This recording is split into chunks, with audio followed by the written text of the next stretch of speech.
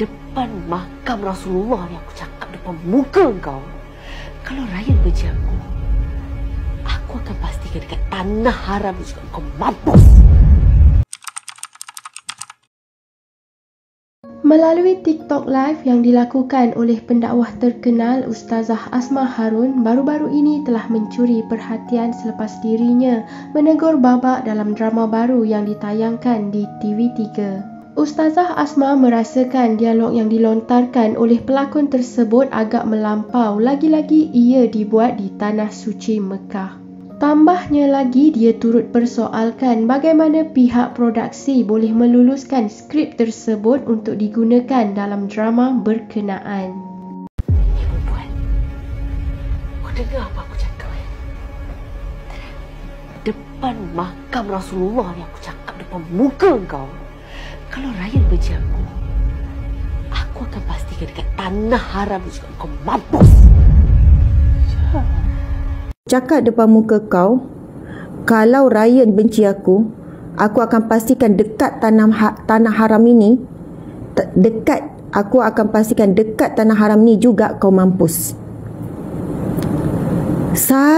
Ya Allah, saya kata, macam mana boleh terfikir nak buat skrip macam ni menggunakan makam Nabi?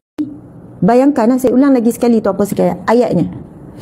Hei perempuan, kau dengar apa aku cakap depan makam Rasulullah ni, aku cakap depan muka kau, kalau Ryan benci aku akan pastikan dekat tanah haram ni juga kau mampus. Tuan-puan sekalian, seolahnya walaupun dia tak sebut aku bersumpah depan makam, dia tak sebut perkataan sumpah, tapi dia sebut, hei puan, kau dengar apa aku cakap depan makam Rasulullah, dengan tangannya menujukan kepada Masjid Nabawi, yang mana babak itu dilakukan dalam bilik hotel, yang mana memang tingkap itu jelas menunjukkan Masjid Nabawi. Dan saya tahu sangat itu memang real. Sebab apa tuan-puan sekalian?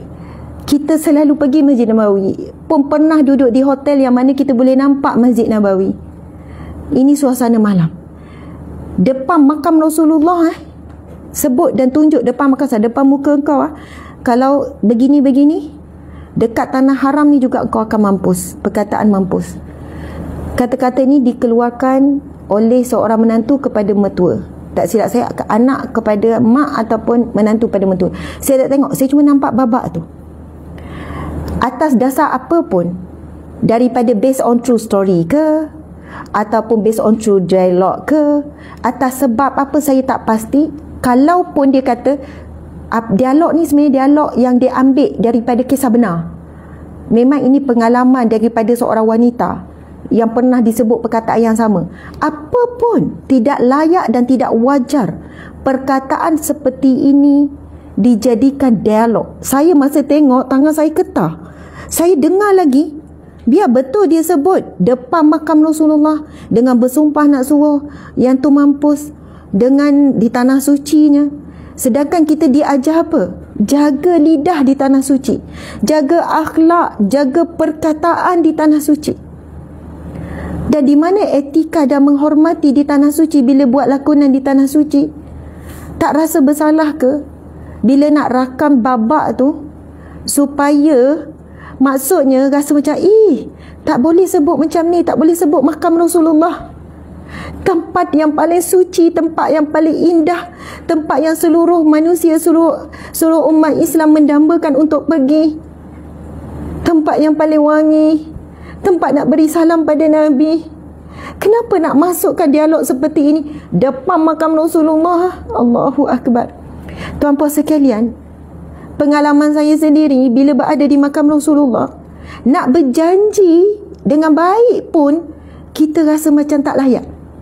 Contohlah, saya nak berjanji dengan suami dekat Masjid Nabawi. Kita kan selalu jalan depan Masjid Nabawi, keliling Masjid Nabawi, lepas tu kita akan berhenti depan Kubah Hijau.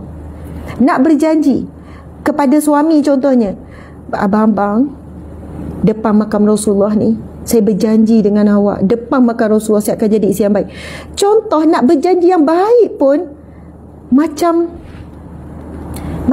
bukan kata tak sampai hati, macam tak layak, tuan-puan sekalian. Faham Macam tak layak. nak gunakan makam Rasulullah, nak menyebutkan sesuatu yang kita nak buat, nak menyandarkan apa yang kita nak buat, sebab kita tahu kita lemah. Maksudnya kita tahu kita ni sangat lemah dalam menunaikan janji kita.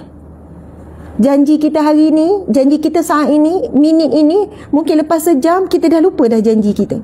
Maksudnya untuk perkara baik pun tak layak, tak mampu nak ucap. Depan makam Rasulullah ni saya berjanji dengan awak sekian-sekian. Depan makam Rasulullah, Allahu Akbar, tuan-puan sekian. Apatah lagi menyebutkan perkataan yang seperti ini. Depan makam Rasulullah ni, depan muka kau ni, sekian-sekian, di tanah suci juga, aku pastikan kau mampus. Bayangkan, saya ulang, saya takut saya salah, saya minta tim dengar, saya minta tim tulis balik, lepas tu saya minta tim download.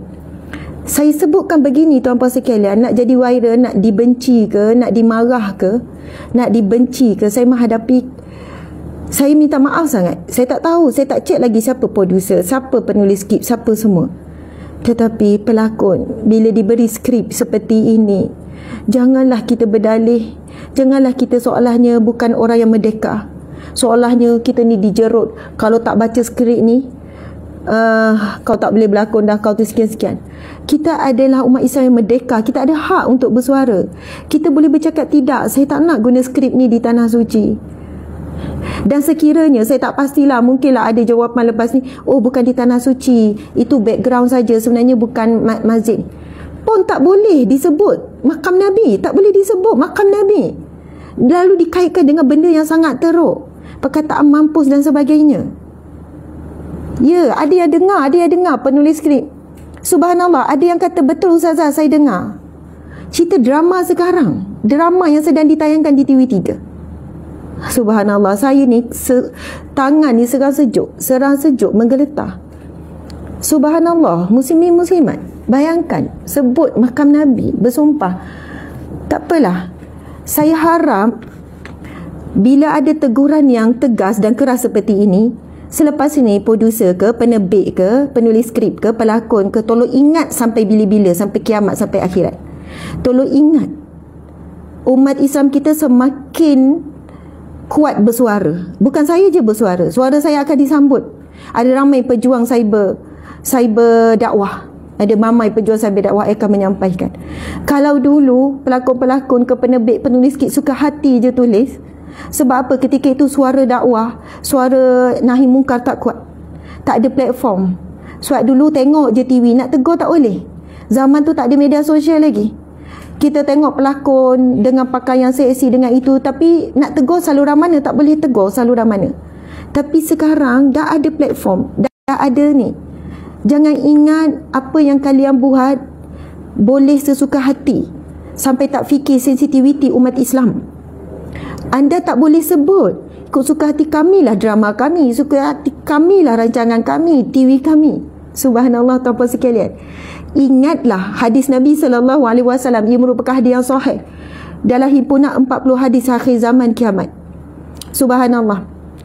Ketika Nabi menyebutkan, hadis tu agak panjang tapi hujungnya Nabi menyebutkan, akan tiba satu masa bala ya Allah akan menurunkan bala dan menunjukkan kemarahannya. Allah menurunkan bala demi bala. Subhanallah. Lalu ditanya oleh salah seorang isteri Nabi, ya Rasulullah, adakah ketika itu orang beriman ataupun orang soleh, orang baik sudah tidak ada? Sebab saatnya Allah akan turunkan bala demi bala, Allah akan turunkan bencana demi bencana. Kemudian apa Nabi jawab? Tidak, sebenarnya orang-orang Islam, orang baik ramai ketika itu, tetapi kerana keburukan terlalu berleluasa, kerana maksiat terlalu berleluasa, kerana apa? Kerana tidak ada lagi perjuangan, ataupun Nabi menjelaskan tidak ada lagi mereka yang ingin menegur kemungkaran, tidak ada lagi mereka yang nak mencegah kemungkaran, tuan-puan sekalian. Sebab itu mereka tak boleh kata ikut suka hati. Kalau Allah nak turunkan bencana, Allah turunkan kemarahan, kemurkaan, bencana itu akan menimpa bukan mereka yang menjadi punca kemurkaan Allah saja, bukan akan menimpa mereka yang mengundang kemarahan Allah saja, tetapi ia akan menimpa kepada seluruh mereka yang berada dalam lingkungan kawasan yang diturunkan bencana Allah, termasuk orang-orang yang baik, orang-orang beriman, orang yang soleh. Namun jika berlaku kematian yang berbeza. sama ada husnul khatimah ataupun su'ul khatimah. Jadi ini bukan bercakap saya bercakap bukan soal kepentingan diri saya. Kalau kepentingan diri saya nak saya disukai ramai. Biar artis pun suka, biar penerbit pun suka, biar orang seni pun suka saya. Kan kita kan suka disukai orang. Tetapi jika kita nak disukai orang dengan jalan kemurkaan Allah, sebenarnya kita bukan sesiapa, melainkan kita adalah hamba yang dibenci oleh Allah, walaupun disukai, disayangi, disenangi oleh manusia. Subhanallah, mudah-mudahan tidak berulang lagi skrip seperti ini. Gunakanlah akal, iman, gunakanlah Islam, gunakanlah panduan syariat. Tolonglah tapis